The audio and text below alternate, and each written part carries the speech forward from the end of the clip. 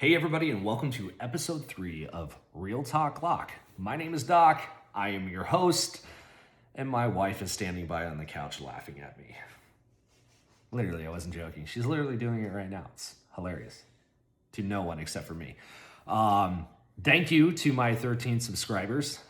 This week was pretty motivational. I actually took some time to learn how YouTube works, how to edit some videos, and I got a really cool intro video for you guys now so I can be YouTube official. I did, because my wife loves me, spend $32 on a new phone stand, so I'm no longer using the laptop as a phone stand, and I do have wireless mics coming soon, so that way I can clip on, have the little fuzzy thing on the hat when we go to the range, which, by the way, before we start this review, Phoenix Rod and Gun Club. It is the range that I go to. We have the Steel Bay, other accessible ranges there. They do offer public shooting on the weekends, Saturday and Sunday from 7 a.m. to noon. So if you're in the area, check it out. Membership's about $150 a year for your family, and it's just a great place to shoot. Tons of knowledge there, tons of capable people there. And with that being said, we're going to talk about one of the most highly debated Glock pistols. It's probably one of the most highly debated cartridges in America as well. And a few of you that know guns are going to know where I'm going because we've all heard the same story. Well, the FBI had a shootout in the late 80s, early 90s, and they were outgunned and outmanned. So Smith & Wesson came together and created the 10mm cartridge, okay? Now, we've all heard the stories that the Glock 20 is a hunting pistol. It's only for hunting. You only need it when you go to bear country. And tons of people in Alaska probably own them, and tons of people in the South probably know about them. So without further ado, we have us a Glock 20 in a Polcraft holster from Amazon. As we can all agree, this gun has no magazine. This firearm is empty, trigger depressed for safety. And this is it. It's a Glock 20, baby, Gen 5. Most of you know them. A lot of you hate them.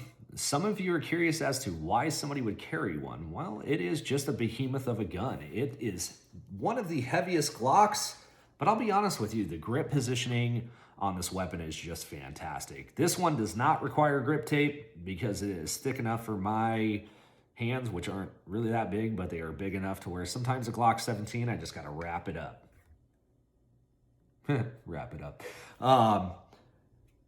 The 10mm is essentially a 40 caliber, longer than a 40 caliber, and a little bit more pressurized.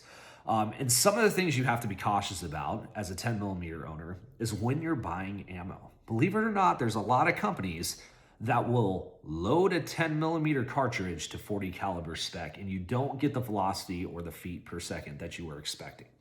So, me personally, when I run a 10mm for target or for EDC carry, I am carrying Underwood ammunition. That is tried and true, loaded to 10mm spec.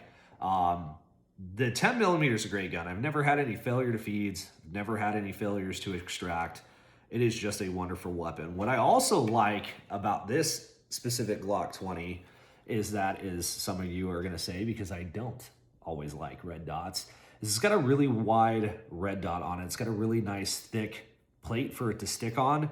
And I love red dots on this firearm because I get a lot of sight picture. On the 17s, you know, I feel like some of the red dots that I'm forced to run on those, like the RMR, they're just almost just a little bit too small for my eyes, which are going daily. That's why I wear glasses everywhere I go. And with that being said, I mean, I EDC this gun. This is a gun that when I go hiking with my son, I take with me.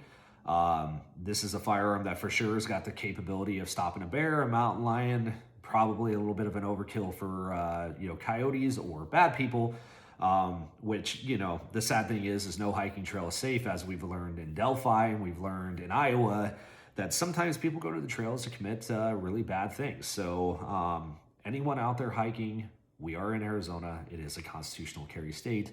Educate yourself, train yourself, and purchase a gun. But I really don't have too much to say about this, except for it is a Glock 20 pistol that is a lot more bulkier and heavier than a Glock 17 9mm is. But it's just fantastic. It fits in the hand great. This is a Gen 5. So it's got all the cool Gen 5 stuff.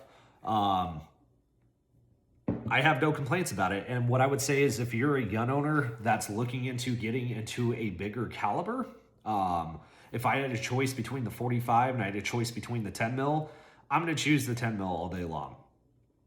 Me personally, I don't notice too many recoil differences, and I have both platforms, but I just feel like the 10 millimeter round just spanks a lot harder than the 45 does. And when you look at the ballistics between the 45 and the 10 millimeter, it seems like the 10 millimeter is just the way to go, in my opinion. The penetration is right where it needs to be. The expansion is right where it needs to be. And it's an all-around great caliber. Many law enforcement agencies have carried it. Many law enforcement agencies still today carry it. I meet a lot of cops out in the state of Arizona that are all carrying Glock 20s in the 10 millimeter platform. And that's perfectly awesome. And on a sidebar review, I do have my SBR, one of them that I'm going to show you. And this is a pretty cool little firearm. This SBR is from FM Products. This is a multiple caliber lower, okay? It is a 5.56 platform. And like I said, you know, it's probably one of my favorite little guys to shoot. It is front chambering, right? So your action is up here, not back here. And I do have a collapsible stock on the rear of it. It's a great truck gun.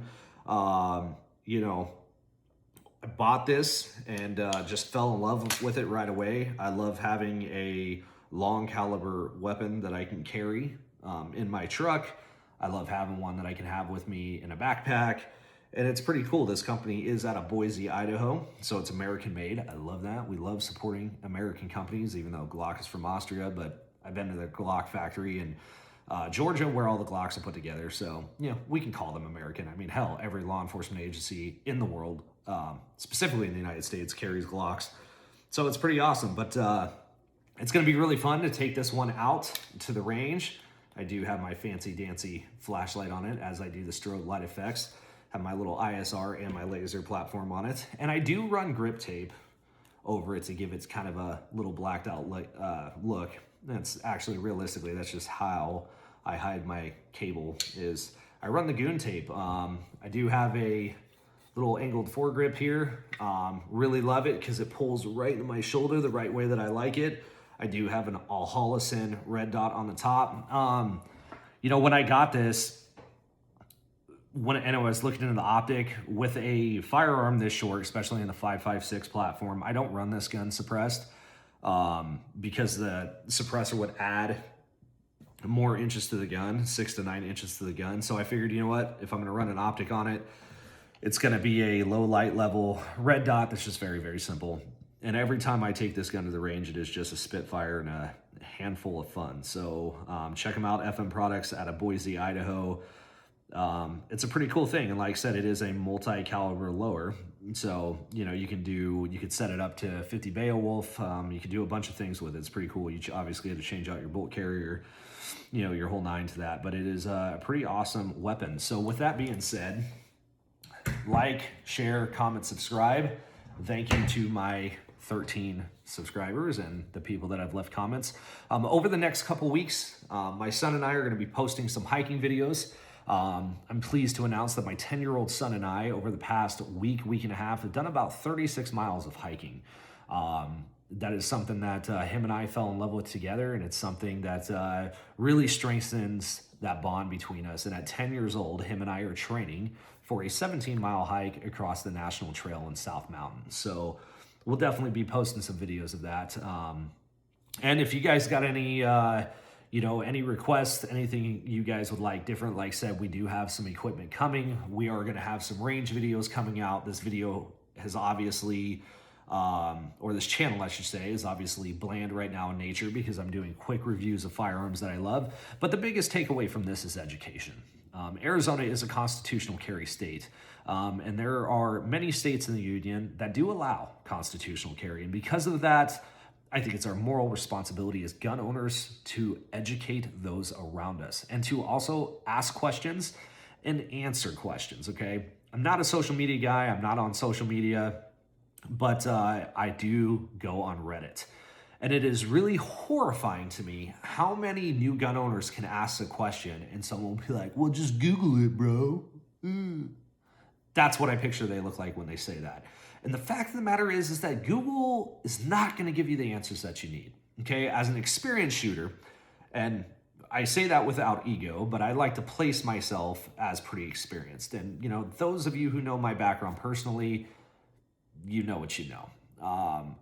I love asking and answering questions. And when I get a new shooter, my favorite thing ever is going into a gun store, catching up with the boys and seeing how everybody's been doing, and having someone come in and ask a question. And it's great on how we can just be civilized and answer the question that they asked with the facts, not judge them, and teach them. And it also gives new shooters confidence, okay? When I go to the range and I see new shooters, I'm not that guy that just interjects myself into things, but I am that guy that when someone's done shooting, I'll go up to them and say, hey, really love your gun, love what you're doing, you know, how do you feel with this? How do you feel with this? Why do you do this like this? And I start a conversation with them and I teach with them so that way I can give them confidence to be better. Because again, carrying a firearm is a huge responsibility. And side note, if you are a concealed carrier, you should probably look at getting concealed carry insurance. And this channel is not sponsored, but I do have CCW Safe. To me, in my years of experience, CCW Safe is the best one to have. Here in the great state of Arizona, we do have civil liability protection in the event of a self-defense incident. But nonetheless, it's still great to know that I have people that I can call a 1-800 number if something tragic happens and immediately get representation. And remember, do not speak to the cops. If you are in a self-defense situation, the only thing you should say is, I have a lawyer and I want to speak to them and them alone. You know, so with all things being said, like said, Phoenix Rod and Gun Club, this channel is powered by FRE nicotine, 15 milligrams. As our Secretary of War says, the war currently going on is fought on nicotine and energy drinks. So keep that up. Thank you guys. Appreciate you. See you on the next one.